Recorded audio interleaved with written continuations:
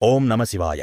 பகவான் சிவனின் 64 சிவரூபங்களில் 29வது தெய்வீக ரூபம் ஸ்ரீ சோமாஸ்கந்தமூர்த்தி. இந்த ரூபத்தில் சிவன், உமாநாதன், உமாதேவி சக்தி, மகன் ஸ்கந்தன், முருகன் மூவரும் இணைந்து தெய்வீக குடும்பமாக அருள்பாலிக்கிறார்கள். சூரபத்மனை அழிப்பதற்காக தேவர்கள் வேண்டுதலின்படி ஸ்கந்தனை பிறக்கச் செய்தார் சிவன். அந்த தெய்வீக பிறப்பின் முன்னுரை போன்று சிவன், உமாஸ்கந்தன் ஒரே தரிசனத்தில் அருள்பாலிக்கும் ரூபமே சோமாஸ்கந்தமூர்த்தி. இந்த ரூபம் குடும்பத்தில் தர்மம், அன்பில் ஒற்றுமை, பிள்ளைகளின் பாதுகாப்பு என்ற தெய்வீக கருத்தை உணர்த்துகிறது.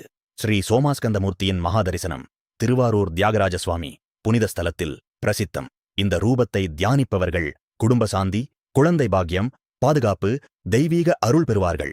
இந்த குடும்ப அருள் ரூபத்தின் பின் சிவன் உமையுடனும் கணபதியுடனும் அருள்பாலிக்கும் ரூபமாக வெளிப்படுகிறார். 30வது ரூபம் ஸ்ரீ சோமகணபதி மூர்த்தி. அதை நாளை அறிந்து கொள்வோம். இந்த சிவ தத்துவ பயணத்தில் உங்களுடன் இணைவதற்கு சனாதன மார்க்கம் பக்கத்தை பின்தொடருங்கள். ஓம் நம சிவாய.